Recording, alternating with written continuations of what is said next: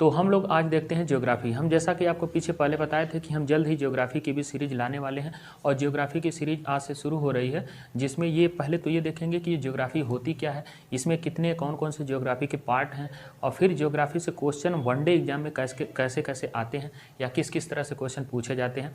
तो इन सब चीज़ पर आज डिस्कस करेंगे। पहले तो हम ये जान लें कि हम जो कुछ एग्जाम बच्चे दे चुके हैं उनकी तो बात ही नहीं करते हैं, लेकिन जो एग्ज़ाम सभी होने वाले हैं, जैसे लेखपाल का नोटिफिकेशन आ रहा, उसके बाद से आप देखेंगे पुलिस का नोटिफिकेशन आ रहा, हो सकता है पुलिस का भी एग्ज़ाम हो, उसके बाद अगले महीने में बीपीएससी का पेपर है। यानी वनडे जो भी वनडे एग्जाम है, जहाँ जहाँ जीएस का पोर्शन है, चाहे एसएससी हो, रेलवे हो, एयरफोर्स हो, नेवी हो, उन सब में इससे कहीं ना कहीं आपको कुछ ना कुछ बेनिफिट मिलने वाला है।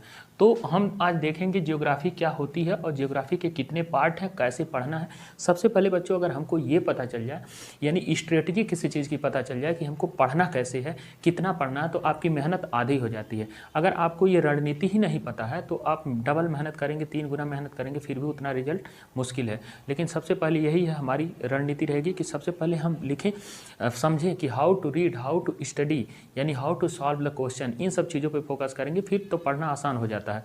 तो पहले इन्हीं चीज़ पे देखते हैं, उसके बाद हम लोग देखेंगे आगे जाके जैसे जैसे ये क्लास होता जाएगा, फिर हम कुछ प्रीवियस ईयर के क्वेश्चन की प्रैक्टिस भी कराएंगे। उससे पहले हम लोग देखते हैं कि ज्योग्राफी होती क्या है, ज्योग्राफी के कितने पार्ट हैं। तो सबसे पहले हम देखेंगे तो ज्योग्राफी, ये पहला जो पार्ट है इसको कहते हैं एस्ट्रोनॉमी, यानी हिंदी में इसको कहते हैं खगोल। उसके बाद है जियोलॉजी, जिसको कहते हैं भूगर्भ। तीसरा है टोपोग्राफी, जिसको कहते हैं भू आकृति। और चौथा जो आप लोग जनरली सब लोग सुनते हैं कि ज्योग्राफी, वो चौथी कैटेगरी है ज्योग्राफी, जिसको कहते हैं भूगोल। अब ज्योग्राफी की भी 2 पार्ट हैं, एक इंडियन ज्योग्राफी, एक वर्ल्ड ज्योग्राफी, यानी भारत का भूगोल और विश्व का भूगोल। तो अब एक एक करके डिस्कस करते हैं कि किसकी कितनी डिमांड है। देखा जाए तो जो ज्योग्राफी है नीचे, यानी भूगोल, इसके 2 पार्ट, जो एक है भारत का भूगोल, एक विश्व का भूगोल। देखेंगे बच्चों, जो भारत का भूगोल है इसी से लगभग 70% चीज़ यही कवर कर लेता है। बच्चे अपनी ज़्यादातर मेहनत, आप देखे होंगे बहुत सारी बुक्स चलती हैं मार्केट में, अपनी ज़्यादा मेहनत इधर ही कर देते हैं और इस चीज़ को छोड़ देते हैं। लेकिन आप देखेंगे अगर इंडियन ज्योग्राफी आप पढ़ लेते हैं तो 70% चीज़ें यहीं पे कवर हो जाती हैं। उसके बाद बची 30% चीज़ें जो आपको वर्ल्ड ज्योग्राफी से कवर होती हैं। उसके बाद जो है आपका 10% मिला करके भूगर्भ और टोपोग्राफी, यानी भू आकृति और भूगर्भ, जियोलॉजी और टोपोग्राफी, इन दोनों से कवर हो जाती हैं। 10% चीज़ें हैं जो एस्ट्रोनॉमी यानी खगोल से कवर होती है। तो इन सब चीज़ों को हम लोग एक एक करके पढ़ेंगे। पहले आज देखेंगे हम लोग एस्ट्रोनॉमी। बच्चों एस्ट्रोनॉमी क्या होती है? एस्ट्रोनॉमी जो है इसको कहते हैं खगोल, यानी ब्रह्मांड की चीज़ें, जो भी यूनिवर्स की चीज़ें, जैसे गैलेक्सी हो गया, आकाशगंगा हो गया, सौरमंडल हो गया, नक्षत्र हो गया, तारे हो गए या प्लेनेट हो गए, ग्रह, इन सब का जो डिटेल अध्ययन हम लोग करते हैं, उसके एक डेंसिटी के बारे में, उसकी कितना टेम्परेचर है, कितना उस पर प्रेशर है, इन सब चीज़ का डिटेल हम अध्ययन जिसमें करते हैं उसी को कहते हैं एस्ट्रोनॉमी, यानी खगोल। यानी ब्रह्मांड से रिलेटेड हर एक जानकारी का हमको अध्ययन कराना क्या कहलाता है? एस्ट्रोनॉमी। उसी तरह से जियोलॉजी क्या होता है? जियोलॉजी यानी जियोलॉजी, जिसको कहते हैं हिंदी में भूगर्भ। भूगर्भ माने अंदर, यानी पेट की चीज़ की बात कर रहा है भूगर्भ। जियोलॉजी यानी पृथ्वी के अंदर की चीज़ों का अध्ययन करना क्या कहलाता है?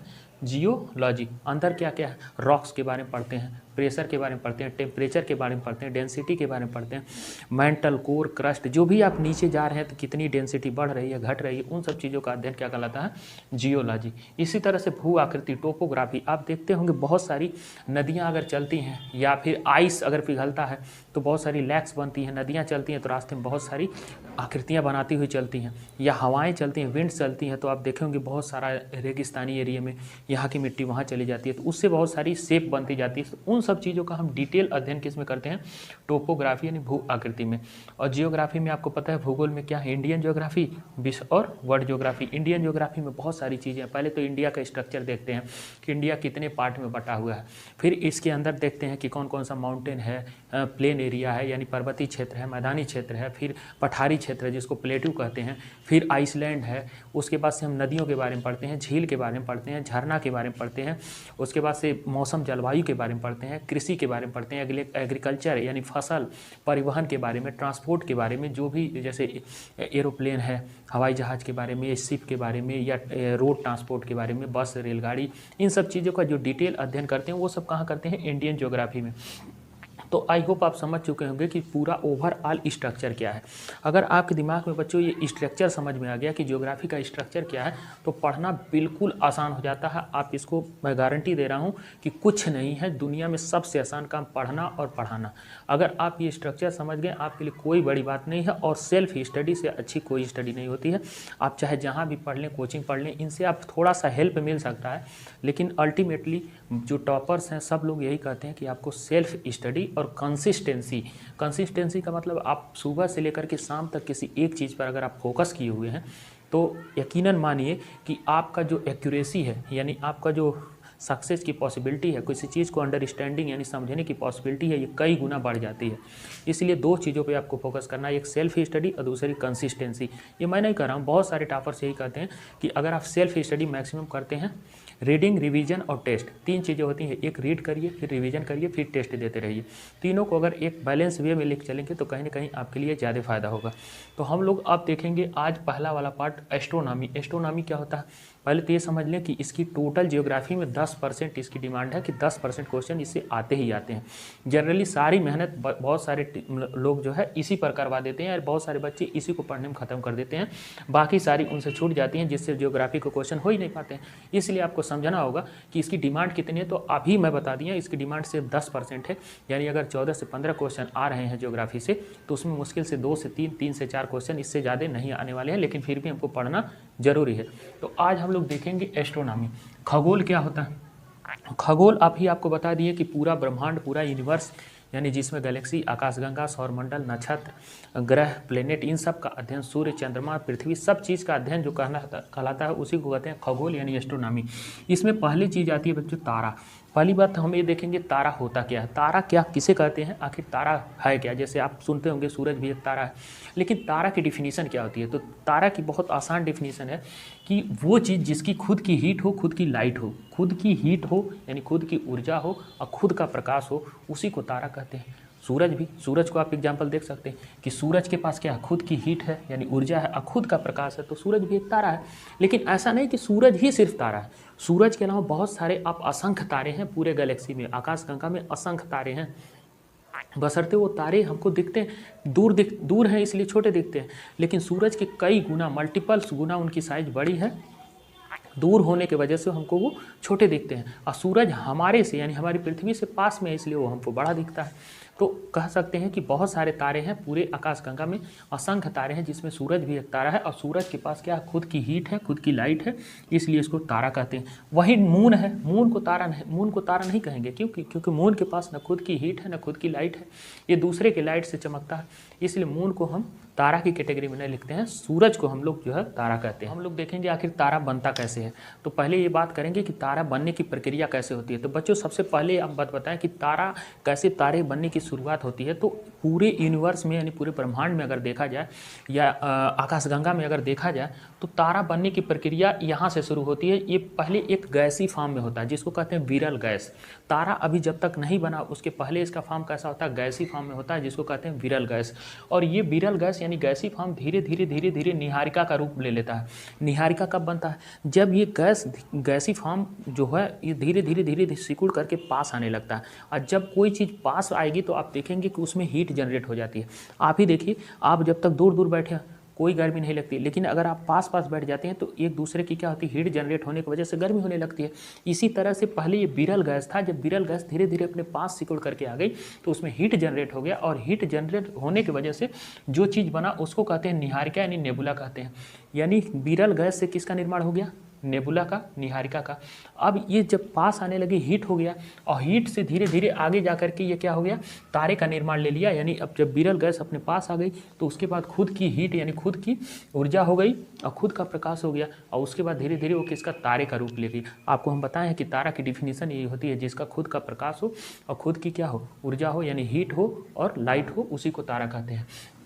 अब ये देखते हैं तारा होता कैसा। तारा जो है, तारा के अंदर अगर आप देखेंगे तो उसमें जो ईंधन होता है एकदम लिक्विड अवस्था में होता है। कैसा, एकदम प्लाज्मा की अवस्था में। प्लाज्मा आप देखें, प्लाज्मा का एग्जांपल आप कैसे हम बताएं, जैसे आप क्या कहें, प्लाज्मा प्लाज्मा को आप एग्जाम्पल पे देख सकते हैं कि जैसे ब्लड, मान लीजिए अगर कहीं देखेंगे कोई बकरा अगर काट रहा है, जो काटते हैं बकरा, उनके पास जो उनका ब्लड गिरा होता है वो ब्लड भी एक प्लाज्मा की अवस्था में होता है। या कुछ भी जो ऐसा चीज़ जिसे आप ले ही कर सकते हैं, गोंद भी एक अगर देखा जाए तो प्लाज्मा, यानी वो चीज़ जो एकदम पूरी तरह लिक्विड ना हो और पूरी तरह सॉलिड ना हो, थोड़ा थोड़ा उसमें क्या है मूवमेंट होता रहे, उसी को प्लाज्मा कहते हैं। यानी तारे का जो ईंधन है वो किस अवस्था में होता है, प्लाज्मा की अवस्था में। अब बच्चों हम बात करते हैं कि जब ये तारा टूटता है तो क्या होता है। जब ये बड़े बड़े तारे जो टूटते हैं तो पूरी आकाशगंगा में ये टूट करके अलग अलग जाते हैं, लेकिन उस कैसे टूटता है उन चीज़ों को हम देखेंगे कि तारा जब टूटता है तो वो रेड जाइंट बनता है। रेड जाइंट क्या होता है, इसको कहते हैं लाल दानव। यानी तारे के टूटने का मतलब क्या, धीरे धीरे धीरे इसकी हीट और लाइट खत्म होने लगती है और धीरे धीरे किसका रूप लेने लगता है, लाल दानव का, यानी रेड जाइंट का रूप लेने लगता है। और रेड जाइंट का देखते हैं कि यानी इसकी साइज़ क्या होती है, साइज़ बहुत बड़ी होती है। जब भी तारा कोई टूटता है यानी धीरे धीरे धीरे धीरे तारा खत्म होने के कगार पे, तो रेड जाइंट का रूप ले लेता है और इसकी साइज़ बड़ी होती है। और साइज़ बड़े होने के साथ साथ यानी अब तारा क्या है, खत्म होने के कगार पर है। अब हम लोग देखते हैं कि अब आखिर सूरज क्या है। सूरज भी एक दिन ऐसा आएगा कि सूरज भी समाप्त हो जाएगा। सूरज की जैसा अनुमानित एज निकाली गई है वो 10 अरब साल, जिसमें सूरज अपनी पूरी एज 5 अरब साल जी लिया है। 5 अरब साल इसका बचा, 5 अरब साल बाद सूरज भी खत्म हो जाएगा, लेकिन 5 अरब साल इतना कम होता नहीं। तो ये क्या है, सूरज की एक्चुअल उम्र 10 अरब साल है, जिसमें 5 अरब साल उसका बाकी है। यानी 5 अरब साल बाद क्या हो जाएगा, सूरज भी एक किसका, लाल दानव का रूप ले लेगा।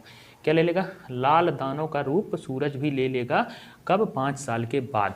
अब देखते हैं कि जब ये तारा बनता है तो इसमें प्रक्रिया कौन सी होती है। तो प्रक्रिया इसमें संलयन की प्रक्रिया। क्वेश्चन कई बार पूछा है कि संलयन क्या होता है। संलयन यही होता है कि हाइड्रोजन का हीलियम में चेंज होना, हाइड्रोजन का हीलियम में चेंज होना संलयन कहलाता है। इसी से तारे का निर्माण होता है। अब हम लोग देखेंगे कि आखिर जो रेड जाइंट, यानी जब तारा खत्म होने के कगार पे होता है तो रेड जाइंट बनता है, लाल दानव बनता है। अब लाल दानव जो रेड जाइंट होता है ये आखिर टूटता है तो क्या बनते हैं, ये भी टूटता है। ये कैसे टूटता है, कुछ छोटे छोटे टुकड़ों में टूटेगा, कुछ बड़े टुकड़े में टूटेगा। जो छोटे छोटे टुकड़ों में टूटता है वो 2 टुकड़ों में टूटता है। कौन कौन सा, इसको कहते हैं, एक को श्वेत बामन। श्वेत बामन किसको कहते हैं, श्वेत बामन वो चीज़ होता है कि जब रेड जाइंट टूटता है यानी उसकी 90% ईंधन क्या हो जाती है, समाप्त हो जाती है, सिर्फ 10% ईंधन बचा होता है, उसी को श्वेत बामन कहते हैं। और श्वेत बामन को एग्जाम में पूछता है जीवाश्म तारा।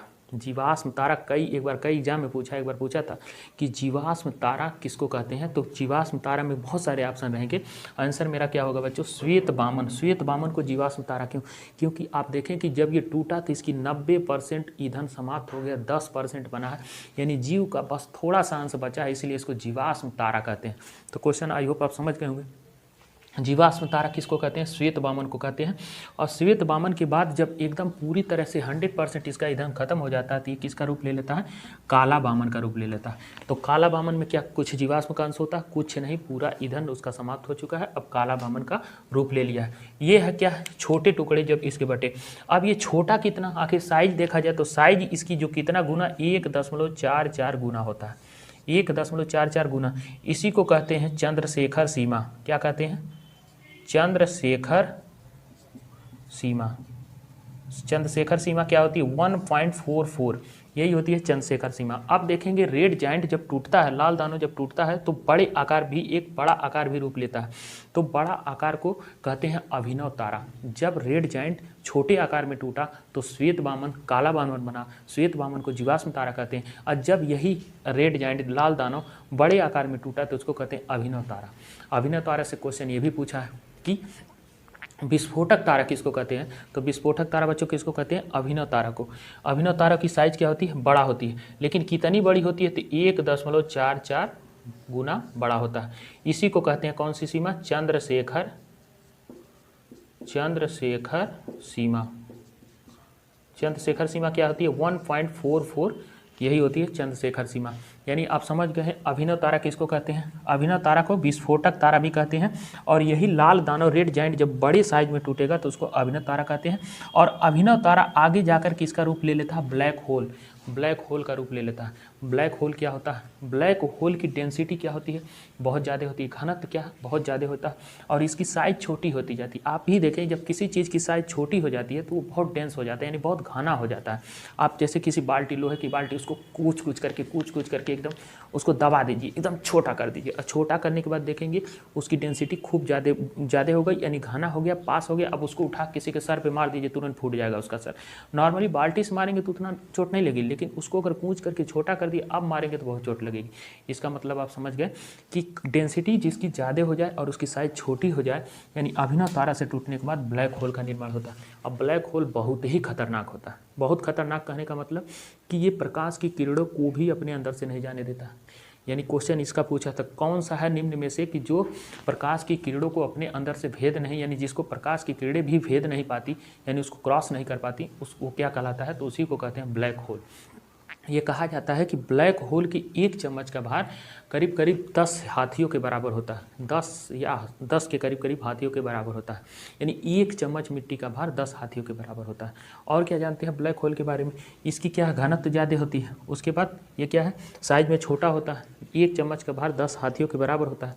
और प्रकाश की किरणें भी इसको भेद नहीं पाती हैं। और दूसरी बात, अगर ब्लैक होल पृथ्वी से टकरा गया तो एकदम पृथ्वी चूर चूर हो जाएगी। यानी पृथ्वी के अंदर जो जितने भी ज्वालामुखी है, ये सब की सब बाहर आ जाएंगे, यानी एक भी जीव जंतु नहीं बचेंगे।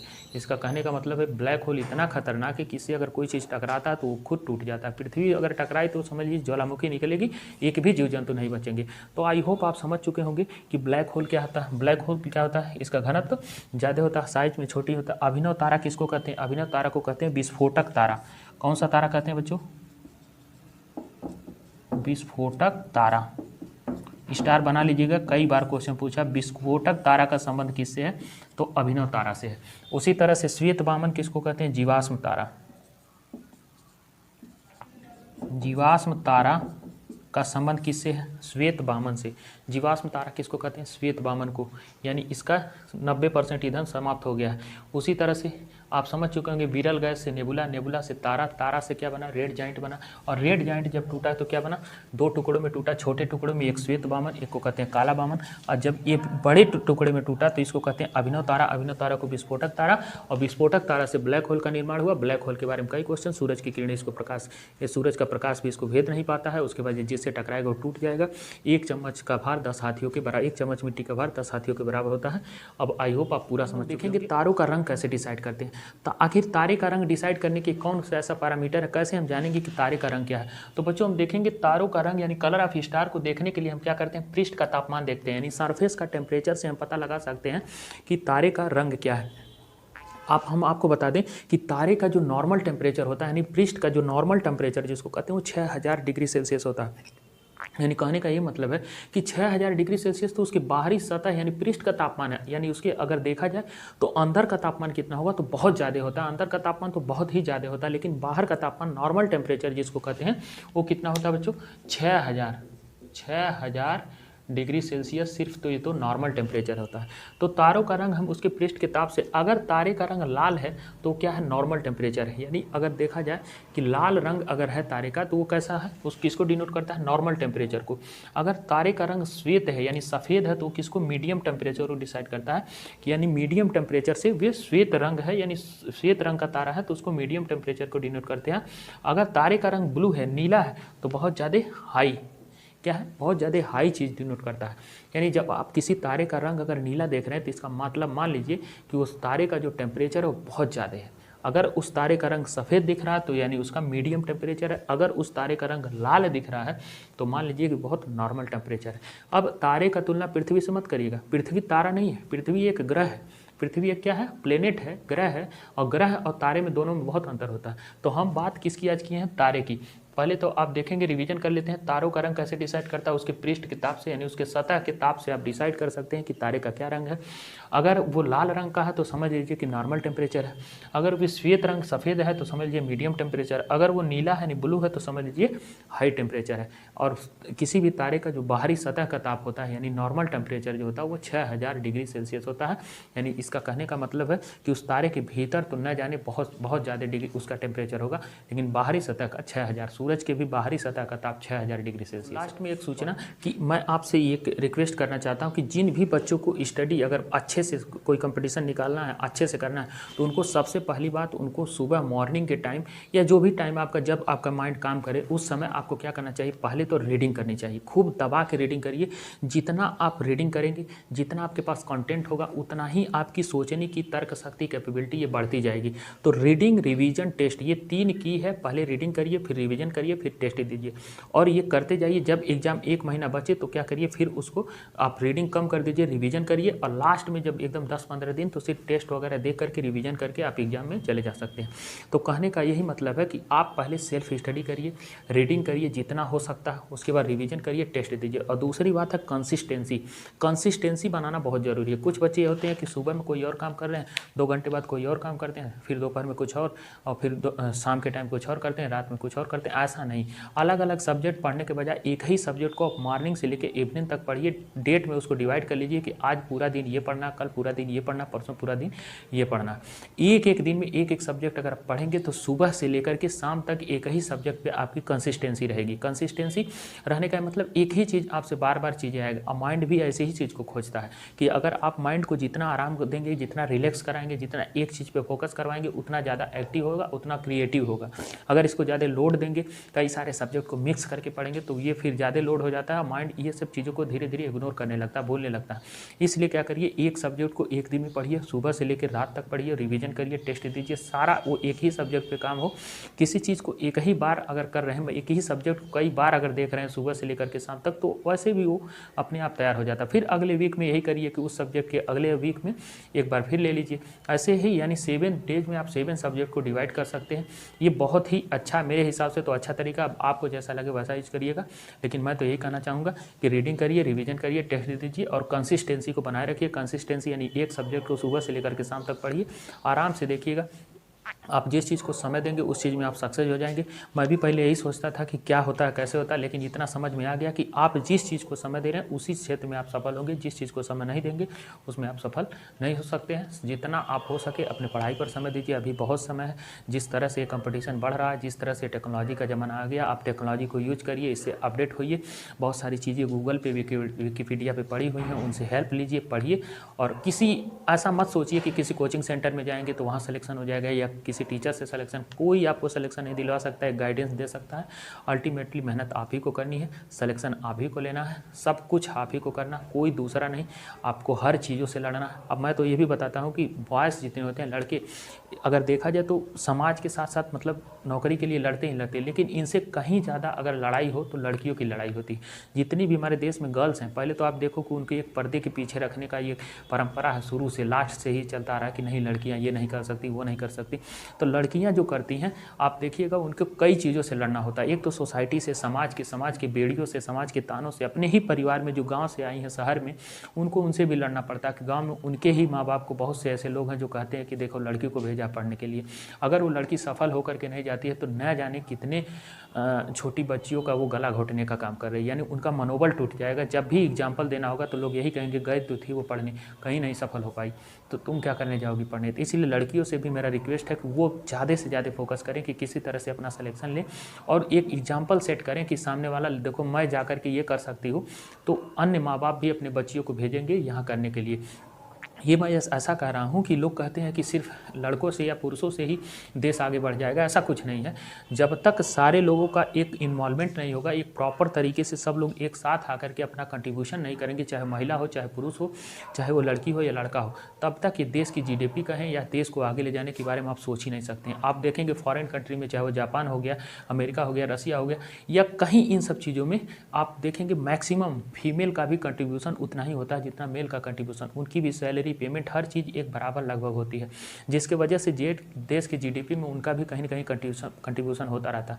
जबकि हमारे जैसे विकासशील जैसे भारत में ऐसा बहुत थोड़ा सा देखा जा रहा है, अब चल रहा है, लेकिन पहले से भी ये बना पड़ा है कि नहीं महिलाएं बाहर नहीं जा सकती, महिलाएं काम नहीं कर सकती, घर में ही काम कर सकती हैं। तो उनका देश के जीडीपी में या देश के किसी चीज़ को आगे ले जाने में कंट्रीब्यूशन कहाँ बन पा रहा है। एक घरेलू वर्क करने में ही वो बिजी, ज़्यादातर वो एग्रीकल्चर रिलेटेड काम करती रहती हैं। जब ये इंडस्ट्रियल क्षेत्रों में या आप कहें कि सेवा क्षेत्रों में आएंगी सर्विस सेक्टर में आएंगी तो और ज़्यादा देश के लिए वो फ़ायदेमंद भी होगा और अपने भी स्टेबल अपने पैर पर भी खड़ी होंगी। तो इसलिए मेरा सबसे ये बिना रिक्वेस्ट है, चाहे लड़की हो लड़का हो, सबको पढ़ना चाहिए, आगे बढ़ना चाहिए, क्योंकि सोसाइटी में लड़ना, सोसाइटी में अपना हक को लेना, अपने हक की बात करना अब बहुत मुश्किल होता जा रहा है। अगर आपके पास ज्ञान नहीं है तो ये चाणक्य भी कहते हैं कि अगर आप समझदार नहीं हैं तो आपके ऊपर एक गधा भी शासन कर सकता है। अगर आप समझदार हैं, पैसा कम ही कमाते हैं लेकिन आपका कोई पैसा छीन नहीं सकता, किसी भी तरह से आपका पैसा इधर उधर नहीं जा सकता है, चाहे कम कमाइए चाहे ज़्यादा कमाइए। अगर आप ज्ञानी नहीं हैं, आपके पास जानकारी नहीं है तो आप लाखों करोड़ों कमा लीजिए, आपका पैसा पक्का है कि कोई ना कोई मिसयूज करेगा, बर्बाद करेगा। तो